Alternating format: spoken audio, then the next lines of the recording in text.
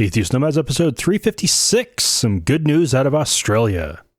The podcast you're about to listen to includes cursing and talking about hoo-haws. Please be advised. Welcome to another episode of Atheist Nomads. I am Dustin, and in a little bit I'll be joined by Justin Miller, who we had on back in episode 270. And we're going to be talking about... It's a follow-up to the interview we had back then.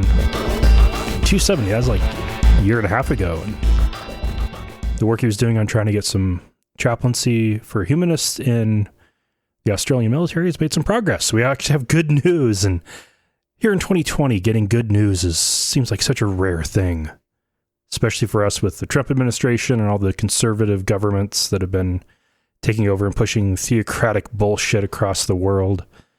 And all right, we got some progress, so that'll be good to get to. And of course, I did make a goof, so the sound quality will be a little bit different during the interview than right now, and then at the end when I go through feedback, because I didn't record my own channel. Fortunately, with the new mixer, part of why that happened was I didn't want to slide it out far enough to actually be able to see that light. I need to make sure that here in the future, and I need to fix this right now, that I actually slide the mixer out on the end table far enough that I can see all of the channels, so I can actually see my own and see that it is recording. But I did record the master stereo mix, so I used that. To take care of the levels, I did have to do a lot more compression. And then a little EQ to take care of some of the negative effects that compression is having. So yeah, it'll be a little bit different than usual. So hang in there. And I hopefully have just learned my lesson now, because I've been doing this for 8 years and make a flub up, like not even recording my own track. One of the reasons for this mixer, though, was to cut down on some of that complexity by having a device that just does it and have the master mix and the individual tracks so that I can use whichever one's better in case I mess something up like that. So it did do its thing. So hooray. And before we get to the interview, there are a couple things I do want to need to talk about. First up, I did record with Not Your Grandmother's Book Club. Should be on their episode that was released, should have been released yesterday, as of the day of release of this episode, where we went through chapter 10 of Donald Trump Jr.'s book called Triggered. And oh, goddamn, that was bullshit, horrible to read. But we had a lot of fun calling bullshit on like all of it. So yeah, check that out. Should be a lot of fun. And then, of course, and just kind of catching up with a little bit of news, since I do have the time to do that right now. Like Arkansas has got a coronavirus outbreak going on right now because of a church. Yep. When you open up churches and expect them to do everything right, some will, some won't. And the evangelicals and charismatics that are in the cult of Trump are definitely probably most likely to be thinking, this isn't a real big issue because Trump said it's not a big issue, but it is a big issue, but it's not a big issue, but it is a big issue. Yeah. So yeah, they had, an Arkansas church in, March 6 to 11 had 35 out of the 92 people there come up positive. It was back in early March. It was still really starting slow spread outside of, the major coastal metropolitan areas. But it hit Arkansas, and yeah, just a couple church services infected 38% of the people that were there. And then those 35 people turned around and infected another 26 people because of contact tracing that was done. And it did actually kill 3 of those 35 church members and one of the 26, mostly family members of those church members that were infected. And both the pastor and his wife got it as well, which caused them to close down the church indefinitely on March 12th. This is and we keep seeing more of these. Like, you look in California, there was a Mother's Day church service that resulted in nearly 200 people having to be quarantined because one person tested positive right after that service. And, you know, you look at a lot of states that are reopening, which every state now has at least partially reopened. And they've been, for the most part, either because of courts forcing them to, or just governors saying, yeah, let churches do their thing, have been letting churches handle it themselves. Like, Idaho has reached level 2 of stage 2 of the reopening plan, which does allow churches to fully reopen and manage their own response to it, because the assumption is that the churches can handle it and work out, you know, maintaining social distancing and cleaning their hands and all that kind of stuff. That's assuming that they take it seriously. Like, you look at the more mainstream churches, and yeah, they are taking it seriously. But you look at the super fundamentalist ones, they aren't. And this is going to backfire when you have groups of people all getting together where most of them are old and have horrible immune systems. Yeah, the churches are where we're going to be getting some of the biggest outbreaks. And what's kind of crazy is, as the reopening continues, you're going to be getting more family gatherings and old people going to churches and getting COVID-19 and then hanging out with their grandchildren, who will then get it. And children are not, you know, especially really small children, are not capable of understanding social distancing at all. So once they get to the playground, they'll all mingle and spread it to each other and then spread it to everybody else. And then, yeah, it spreads everywhere. Wave 2 is coming. And this is, I definitely suspect churches are going to be a huge, huge part of it. There was also the Holy Ghost Catholic Church in Houston, Texas, reopened once the state allowed them to. And they have had to cancel public mass indefinitely again, with the entire religious order of priests in quarantine. So far, at least one of their priests have died, who might have had it, wasn't tested, but probably did have COVID-19. And out of the, I guess, other 4 priests who were in that order living at that church, yeah, they're pretty sure they all have it. 2 have already tested positive, and they were active in celebrating public masses at the Holy Ghost Catholic Church since it reopened on May 2. And they closed it down around May 18. So yeah, some of those masses, and if they were doing standard mass protocol, then that would mean somebody with COVID-19 was placing crackers into people's mouths. And they were all sharing a cup of wine. Yeah. Even if everybody who went in had their temperature checked to get in and had to use hand sanitizer, the odds that those priests didn't touch their faces or breathe on their hands and then put crackers in people's mouths and everybody shared communion wine, if they did do standard public mass, oh, that's going to be bad. That's going to be really, really bad. And of course, this is one of those where 14 to 21 days after exposure is when people start to become symptomatic. We won't know how bad that's going to be for several weeks. And in all likelihood, you know, it could have been that those priests caught it from somebody who came in as soon as they reopened, and conceivably could have spread it to everybody else that came to that church, because that's how viruses spread.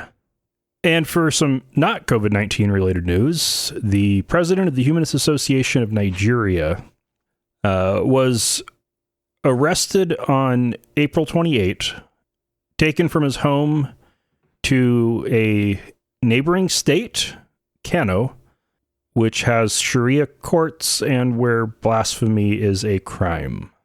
Mubarak Bala is a former Muslim, which if you get into any kind of a Sharia court, that does not bode well. And this is actually a second time of running into issues with the law there. In 2014, he was institutionalized for renouncing Islam. And basically since then, he regularly gets harassed and gets death threats. It's been almost a month since he was arrested, and nobody's heard anything from him really since. No charges have been officially filed, and he hasn't had access to any legal counsel. This has gotten a public condemnation from the U.S. Commission on International Religious Freedom, as well as the European Union and several other countries. But we still don't know what's going on. Realistically, he's probably dead already. And that really sucks. News for now. Let's go ahead and get to the interview where we can actually get some good news. Because we all need good news.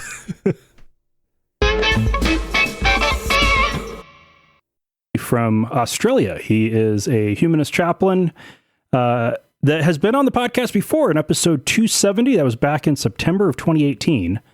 And a lot of stuff has happened since then. So, Justin, can you tell us about what you're doing now? Oh, hi. Okay. Nice to be back. Thanks, Dustin. So, as I said, as Dustin said, my name is Justin Murray. I'm a humanist chaplain here in the ACT, which is the capital of Australia. I'm a humanist chaplain at our major hospital and also at one of our major universities. So, some time ago, I had a conversation with a lawyer who's a friend of mine, who's a constitutional lawyer. So our Constitution is somewhat similar to the American Constitution in that we have a clause about the separation of church and state. In the Australian Constitution, that's Section 116. It deals with not making any laws in regards to religion or the operation of churches. It goes a little bit further than the American Constitution. Mm-hmm. It's an interesting read. Obviously, it was written around the end of the 19th century, so drew on a lot of experience from around the world. Yeah, 100 years worth of experience. Yeah, absolutely. And really, it sets out 4 principles. The key one that interested me was this idea that there should be no religious test for any Australian federal government position, and the federal government shouldn't remunerate any practice which is a practice having to do with religion. So it's a very clear. It's about tests for religious-based activities. Now, my question to the friend of mine who was a lawyer was, well, we do have chaplains. We have a number of different chaplains in Australia. We have them, unfortunately, in federally funded and state-funded public schools. There have been high courts, so that's our highest court is the highest court. The High Court of Australia is our highest court.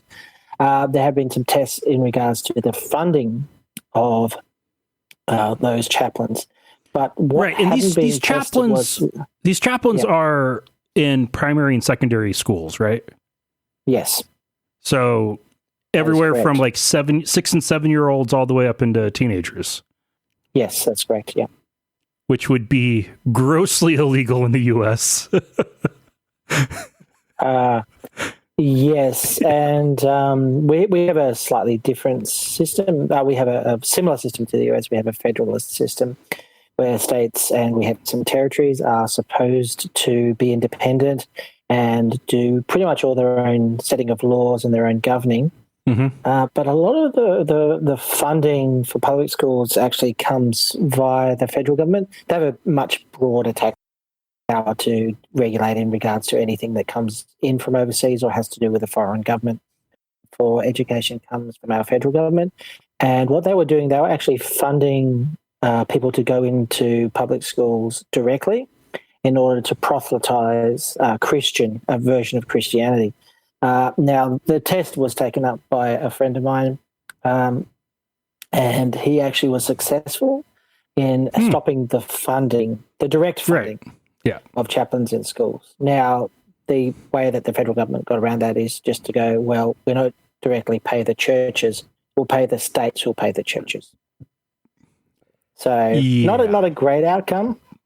Not a great outcome, and certainly basically a direct attack on that section 116 of our Constitution.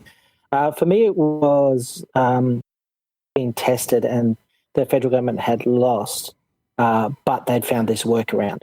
So the other part which interests me was, well, what about that test should there be a religious test for a government-funded public position, a trust or position in our public service, or in my case, in the military? Mm-hmm. So I actually figured, well, it looks to me as though the federal government is directly funding military chaplains, and that would be okay, kind of, except that they were all religious. There was no other options. Right. So I sort of set out a game plan, and that game plan was to apply to the military and be quite upfront and say, look, I am actually a chaplain. I meet the requirements for at least a minimum of 3 years service as a chaplain. I hold 2 positions. I hold the necessary qualifications, what we call CPE. I also hold 4 qualifications. So I hold which is I've kept current for years. I have the skill set. I just don't have the belief in a deity. Will you allow me to apply for the position? And their answer was no, they will not allow me to. So my next step was then to take that complaint to, we have a Human Rights Commission here in Australia, and that operates at the federal level. So because this was a federal position, I applied to the Federal Human Rights Commission to say, look, I feel that this requirement to be religious is a breach of the Human Rights Act. What do you think? So they had a look at my case and they accepted my complaint.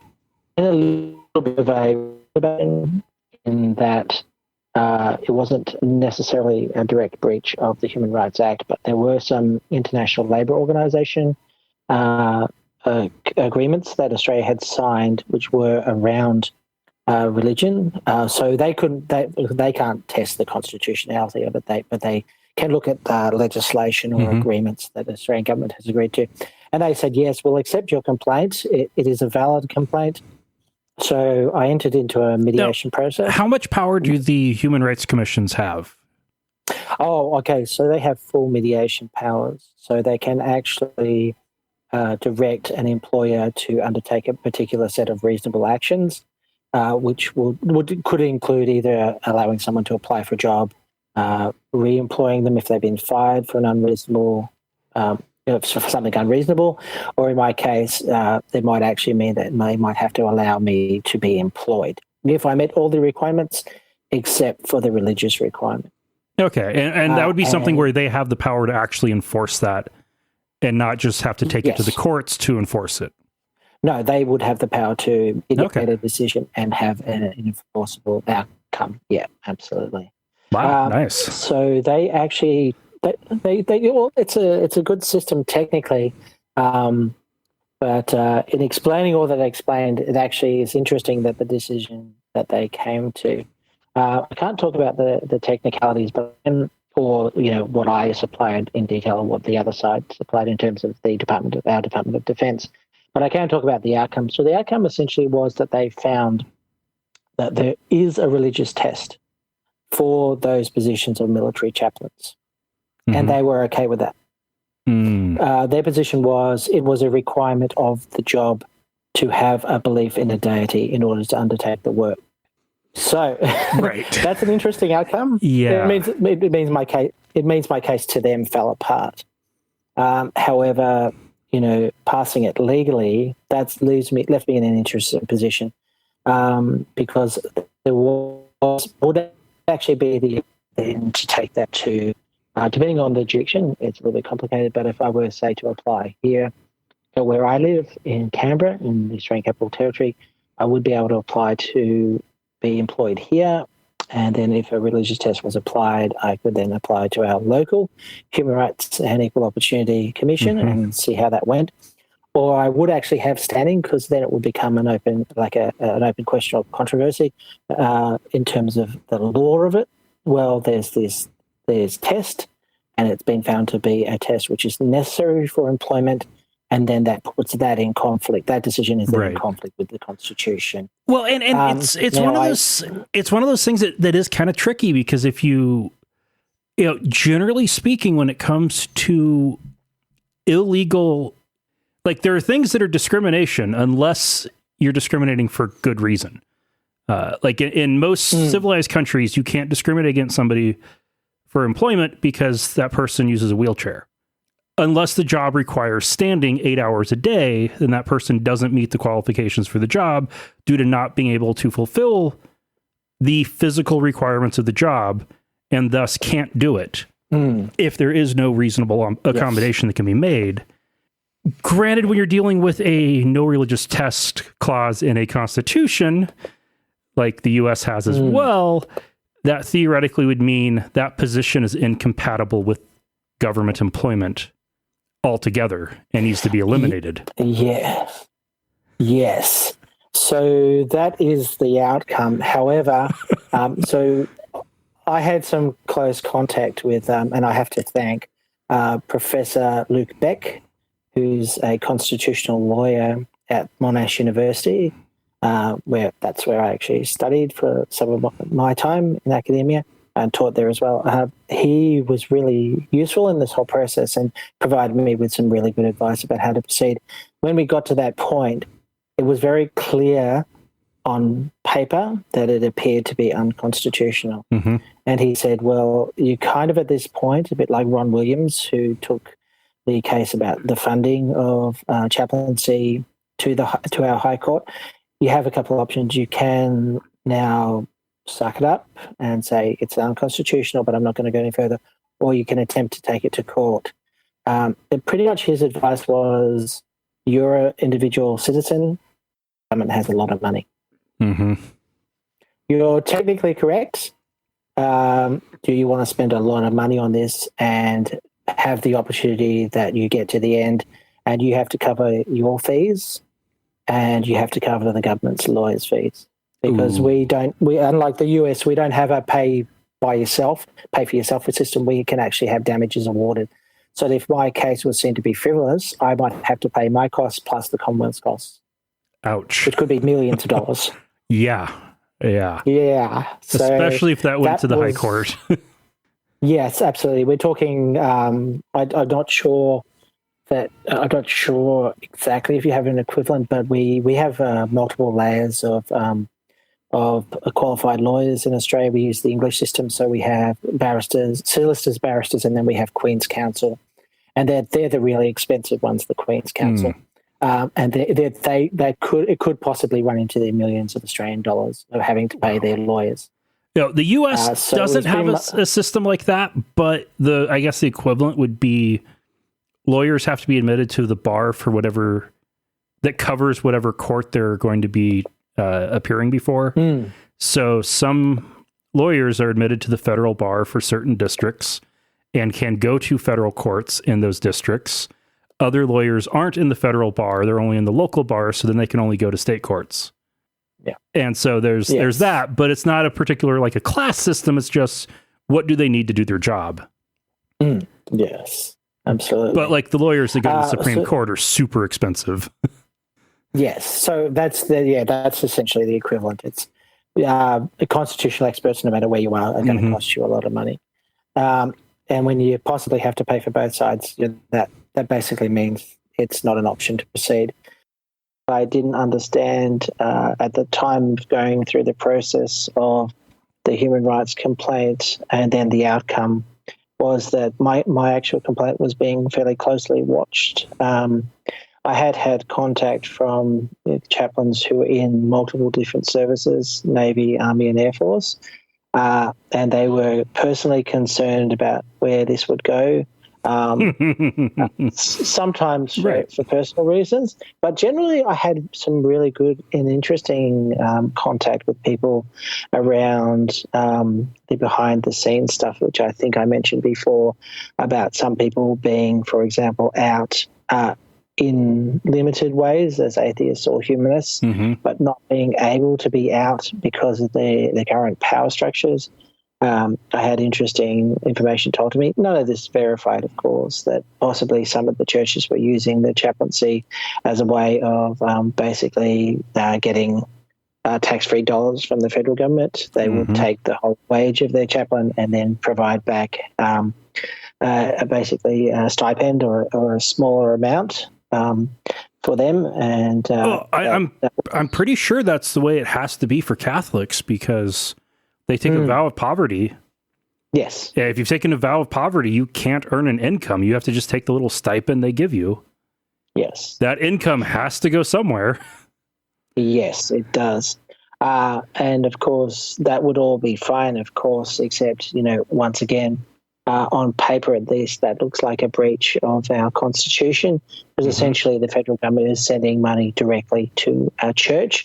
It's not meant to go to the church, but the way it was set up behind the scenes is that it will go directly to them, because that's how the chaplain will be paid and then pay their wage to their church and then receive back money.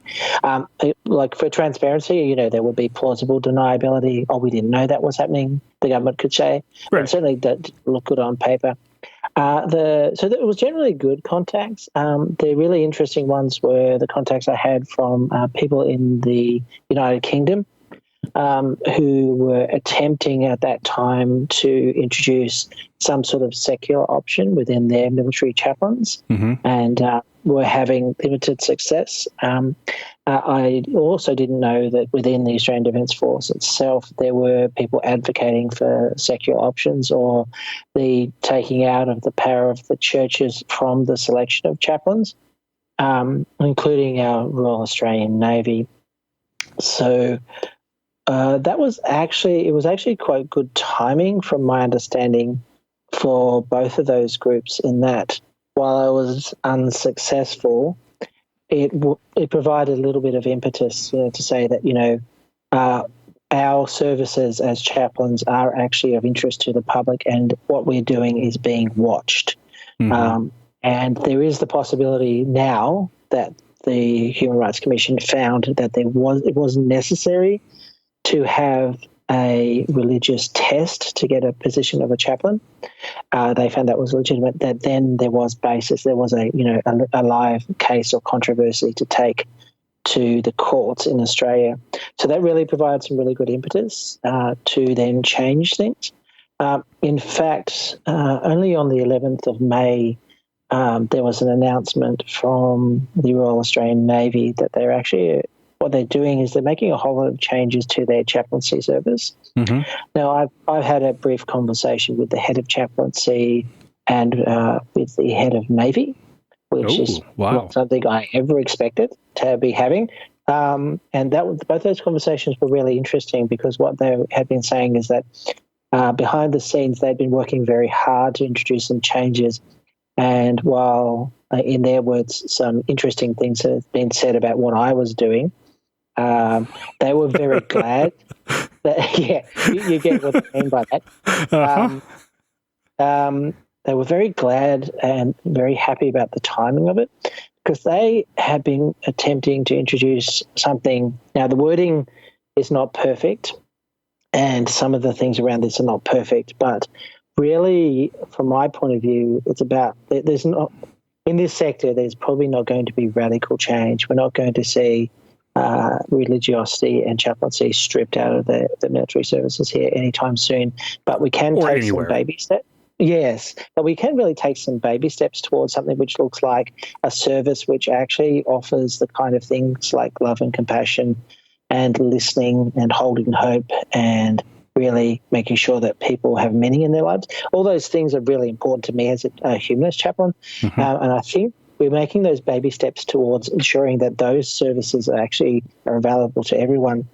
So what they had in mind, bearing in mind the wording is not perfect, but they had in mind this thing they wanted to introduce in the Navy called a maritime spiritual well-being officer.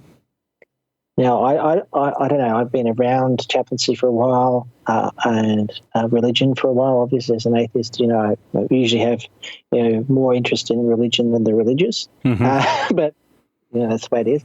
So I don't really know what that word spiritual means. But that kind of sounds almost to me like what it reminded me of was actually a position I held in Civil Air Patrol back when I was in the seminary. And a theology student did my undergrad, where it was called, the position was moral leadership officer. So it was for a layperson who got the sign off of their pastor or other religious leader, endorsing them, not endorsing because that actually has a specific meaning, but approving them to fill this role, to fill in kind of like a chaplain, but not a chaplain. Okay. And I got that appointment because I wasn't a pastor. I didn't have a Master of Divinity. At the seminary, I was working on a Master of Divinity. And to actually get to be a chaplain in Civil Air Patrol is the same exact requirements and has to go through the exact same channels as to become a chaplain in the actual uniformed armed forces. And so... it was a weird title that the one you're describing sounds kind of like. Yes. And it would, I think if on the surface, if I heard the word chaplain, I'd probably be if I wasn't in the position that I am, being a little bit more cautious about any of those terms, I would probably be, alarm bells ringing. This is really, a Trojan horse for religiosity. But when I had chats to the Navy and we digged a little bit deeper, they made it very clear that what they're actually trying to achieve here is a professionalized, non-religious pastoral care. And they've actually put a whole lot of requirements around that as well. So they actually, unlike, I'm not sure about for you, but certainly if you want to and you have the money to, set up your own church, anyone pretty much can call themselves a religious leader in Australia. There are more requirements if you belong to, some sort of mainline church, etc. But it's pretty much, they're very, very loose requirements around that. Chaplaincy is a little more gate-kept in a way, in that you have to belong to, at least, depending on where I work, you have to belong to a church, an established church, and then you have to meet their requirements. But I guess the good thing from my point of view around this was they actually started to introduce and have approved within the military structure that people to take up these maritime spiritual wellbeing officer roles actually have to have full qualifications, at least a bachelor's degree in what they call a human services discipline. Okay. So you're talking psychology, social work, social science, something of that sort. So actually, you actually have to have a skill base and a recognized skill base in order to simply apply, rather than just having, some sort of religiosity, a belief in a deity and belonging to our church. They're meeting those churches' requirements. So, digging a little bit further, that gave me quite a bit of hope that they were heading in the right direction. And is this going to replace the chaplaincy, or does this augment the chaplaincy? That's a very good question. So, my understanding would be to augment it. In that way, religious chaplaincy will stay in place and will remain, in their words, an integral part of what they do. But they actually, one interesting thing is they've actually introduced a whole lot of other stuff around that. So they've introduced separate insignia. Now, this sounds like, a relatively unimportant thing, but what it will mean is that if you are approaching a person and they identify as a chaplain, you'll actually be able to tell immediately whether they are religious or non-religious. They will have separate insignia and separate badges on their uniforms. The U.S. military does do that with various crosses for specific denominations, and then Unitarians have their, I think it's a lamp, and there's Hindu and Buddhist, and the Star of David for Jewish chaplains. And yeah, I guess that we didn't have that here as far as I know before. So you it was a bit of a lottery. You didn't necessarily know what you were going to get. Oh, wow. Whereas now it will be at least a little bit more clear what you're going to get. You'll be approaching a person who, is non-religious, is, secular in their approach to pastoral care, and won't be interested in proselytizing or any of that sort of thing. They will be there simply to provide pastoral care. And part of their role is that they will be required to respect other people's beliefs and not to present any of their own. Okay. And for listeners who might think pastoral care sounds inherently religious, could you describe what you mean by that term in this context? Pastoral care. Yeah. Okay. So I guess, not being someone who has the ability or interested in any sort of religious rites, I have a very practical approach to what pastoral care means. It means for me and three things. In fact, interestingly enough, I have three stepsons, and they just asked me a really interesting question. They said, if you, I think this was in regards to their homework, two of them are at home at the moment because of isolation, and the eldest one asked, if you could do any job, what would you do? And my response back was, well, do you mean do it for money, or if money wasn't a concern? And he said, if money wasn't a concern. So I said, I would do chaplaincy. And then he asked the question, why would you do that? And my response to your question is the same as to him. There are three parts of chaplaincy as far as I'm concerned. Every human being needs to have a sense of meaning and purpose in their life. Chaplaincy for me, or pastoral care in general terms, means helping a person hold and create meaning in their life. That may come about through certain rituals, or it may not. There are rituals which I'm happy to engage in if people like them, and that adds meaning to their life. The second part, and that's closely related to meaning for me, is hope. Hope is, or appears to be for many people, integral to living a worthwhile life on their own terms. So it's those two things, but mostly that's achieved through the very practical approach of listening to people.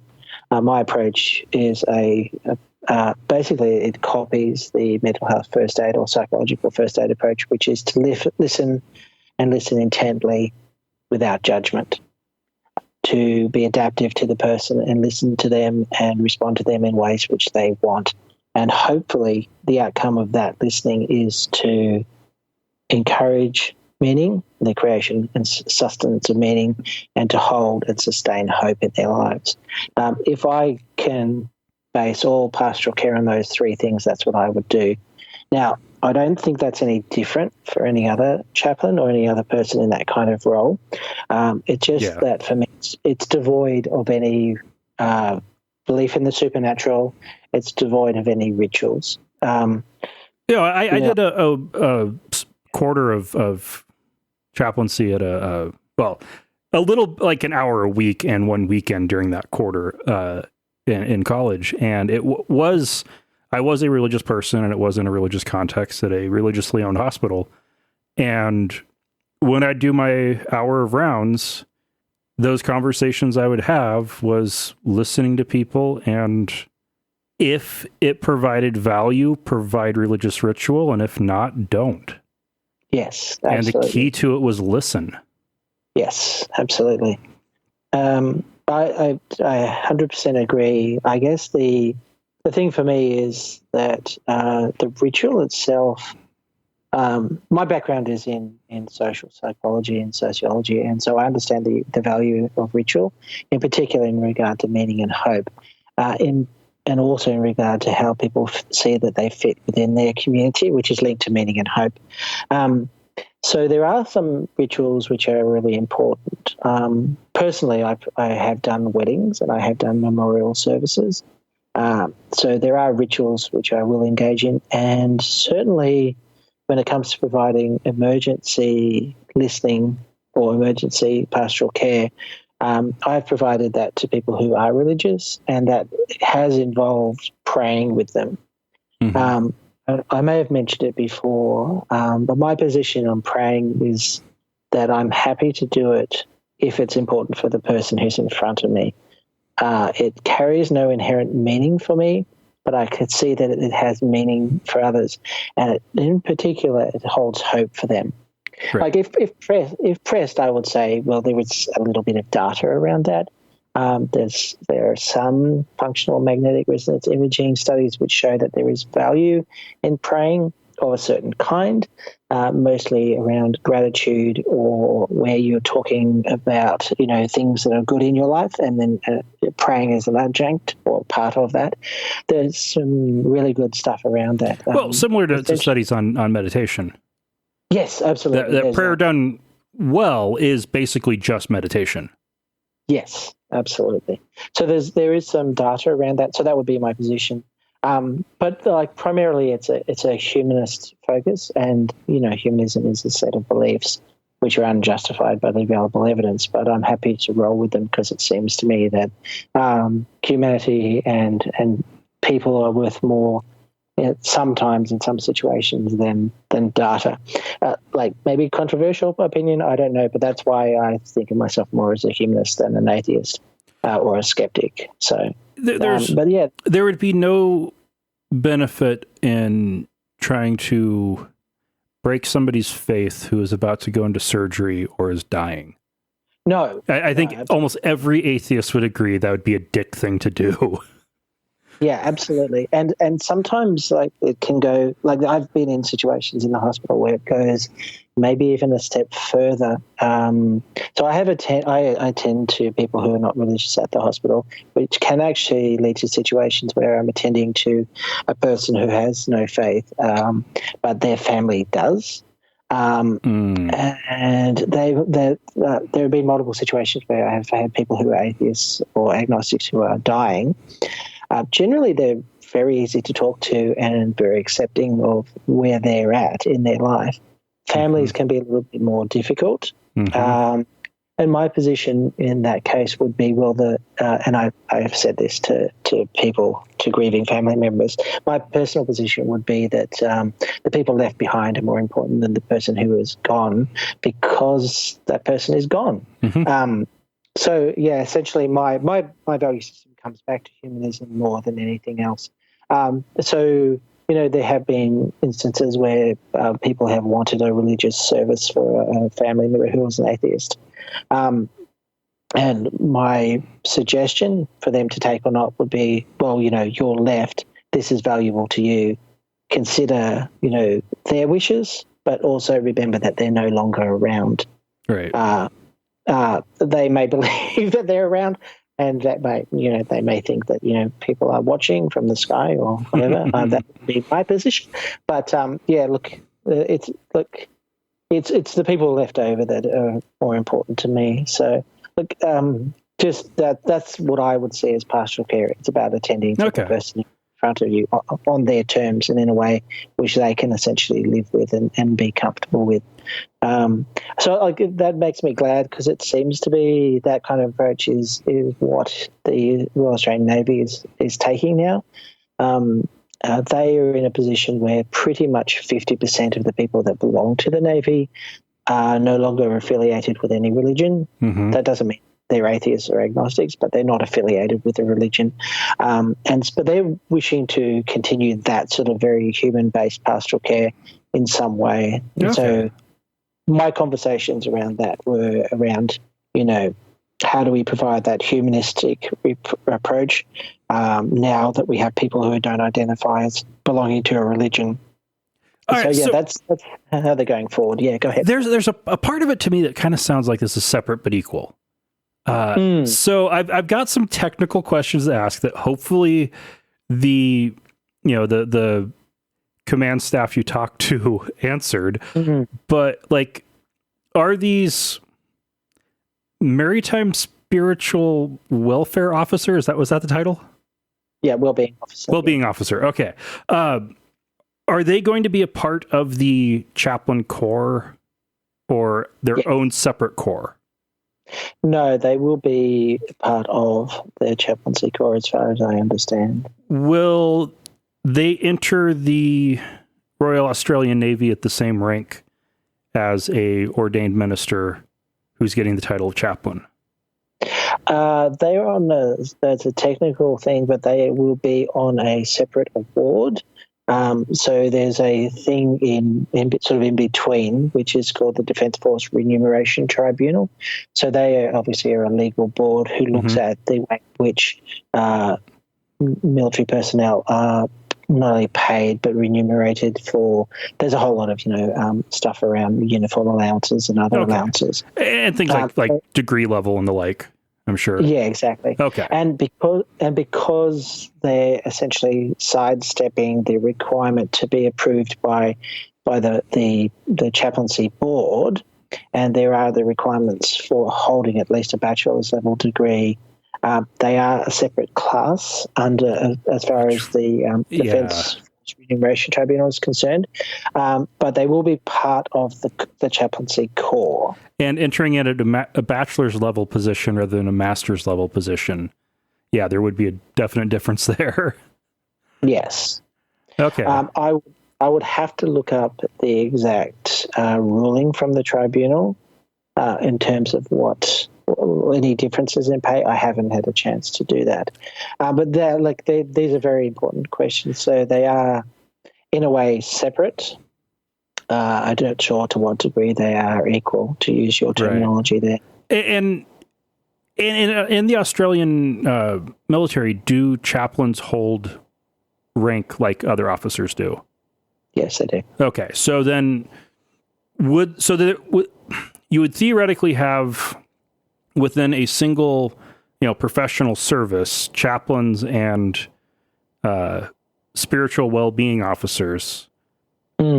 Both rising up the same track to where you could conceivably have a chief of chaplains or whatever the title is, who is a maritime spiritual well-being officer. Yes. And that's not unprecedented. From what I understand, for example, of the chaplaincy service under the NHS, so the National Health Service in the UK, their current head of service is actually a humanist. She is actually a humanist chaplain. Okay. Huh. Yeah, that'll be that'd be interesting. Yeah, so that would be a technical possibility. Yes, and that could, I guess, from my point of view, not altogether be a bad thing. I guess because of the humanist, the position is a one where all forms of belief are equal. And so there's not really any chance, I guess, in a way that you could say there'll be any. It would be much more difficult to be preferential in the way that you provide services or access if you were to be, a humanist head of a service, unless there's some sort of, unknown or untoward bias in the way that you acted. So, right. Yeah. So I'm just having a look, just in regards to your pay question, I'm having a look at the determination from the review tribunal now, and the chaplaincy division has a separate pay scale from that of the Maritime Spiritual Welfare Officer. However, the classes match, so there are 4 divisions or classes of remuneration, starting for chaplains at $86,697 per year and rising to Division 4's highest level of $156,637 per year. Whoa. And those, it's a lot of money. Yeah. And those are exactly copied for the Maritime Spiritual Welfare Officers. Okay. So they're exactly the same divisions and same pay levels according to what class they're at, the person is at. So yes, the pay levels will be the same, but of course, as noted, the requirements around employment will be different. Right. Okay. Huh. That's some good news. Right? That is. I wasn't aware of that. I just had a look at that myself, just out of interest. So then, it sounds like they created it separately to not have to create something new, which would be easier than changing the rules for something that's been around longer than Australia has been. Yes, and I think, Dustin, that's where I raised that point of this is not a blow it all up and make it go away situation. This is a stepped approach, and I think it's probably the wisest, given chaplaincy services in the Navy have been around for 108 years in Australia, and they've been primarily religious for those 108 years. So this is not going to disappear overnight. I think the very cautious and sensible approach they've taken is to offer something which is sitting alongside with the same pay scales, but within the same service as chaplains. And my personal hope is that the other services in Australia will see this and use it as a model. I really want to congratulate the Navy for being, the first cab off the rank. It's not an easy decision, and it's a very brave decision, and they've really committed to it. They will have their first welfare officers employed very soon, I believe, and deployed within the Navy by next year. Oh, wow. Yes, and by next year as well. So from January next year, they'll all be wearing the new insignia, and those will be rolled out for chaplains and for the welfare officers. So the new insignia will be out as well by next year. So it looks like they've really made some good progress, and I believe that they have appointed already 2 welfare officers who will be starting very soon. So, I mean, that's some really good news. They've really made some good progress there. So, I believe second half of this year, those 2 particular people that they're looking at to appoint, who I believe are both women, should be appointed, and they will be up and running very soon in those new roles. Yeah. So look, it's not perfect. We're not going to get radical change, but it's really good to see one of the services actually starting to introduce something which actually reflects the diversity of the Navy and the diversity of the Australian society, and really society worldwide. In many cases. So it's good to see. Wow. Yeah. When I was in the seminary, I looked at. Yeah, I was actually president of the Chaplains Club very briefly, and was partway through the application process for the chaplain candidate program with the U.S. Army, and looking at all the requirements to become a chaplain. It was like basically once you're appointed and scheduled, you're trained and ready to go in 3 months. Actually, it wasn't even that. It was 6 weeks. You're trained and ready to go in 6 weeks. Wow. Yeah. That's very quick. The assumption was your training you need for your job you've already gotten. You just need to learn how to not make a fool of yourself once you get to a unit. Okay. Interesting. There you go. So if getting people appointed now, it's May, and having them on a ship in January, that seems perfectly reasonable. Yeah, absolutely. Yeah. It's really interesting. I think that there is an article that has been circulating in the Navy's own newspaper.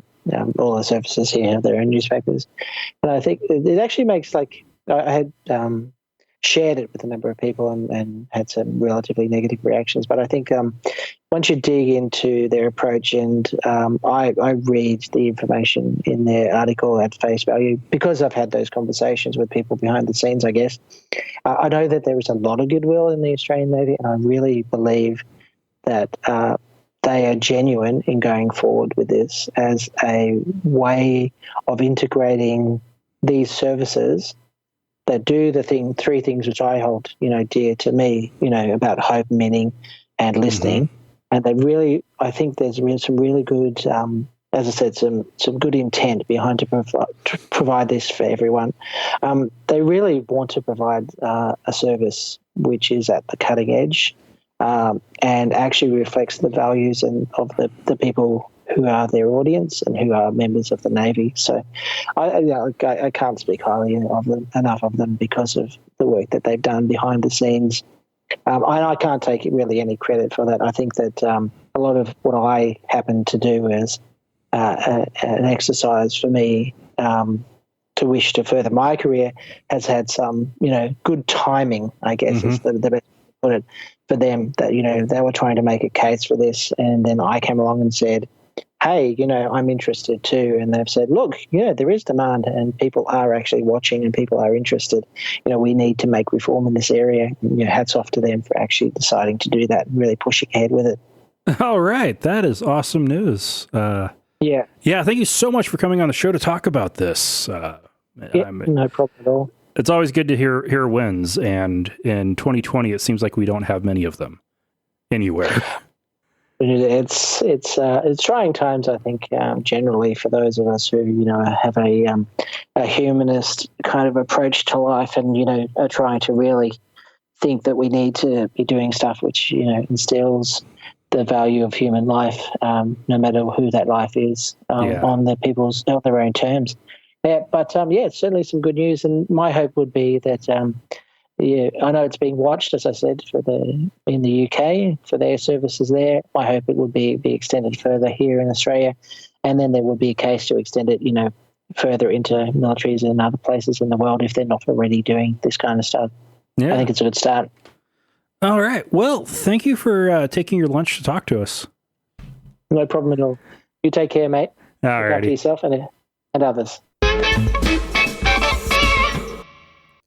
And now it's time for some feedback from Avery with a comment on the website.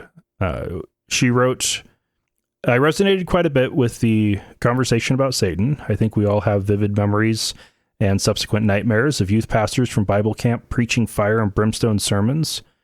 Is it just me, or were all those types of pastors disturbingly obsessed with numerology and maniacally flipping back and forth between the Book of Daniel and Book of Revelation? The satanic character is badass if we ignore what our psychotic pastors taught us. Lucifer gave God the middle finger, skydived from heaven, and brought forbidden knowledge to humans. We should all strive to be like Lucifer because hard truths are better than the blissful ignorance. Hashtag, what would Satan do? Hashtag WWSD. Oh, yeah, Avery, you're totally right. I know I went through, and I grew up in the Adventist church, and fire and brimstone was pretty much gone by the time I was old enough to remember things. They were trying to do the nice Jesus thing, but still a ton of numerology, lots of Daniel and Revelation. And then you get the Revelation seminars that come through town every so often with all Daniel and Revelation. And if I remember correctly from when you wrote in before, you're ex-Mormon, and that's interesting that it's all the same. And with apocalyptic death cults that are sure that the end of the world is nigh, it will all be the same.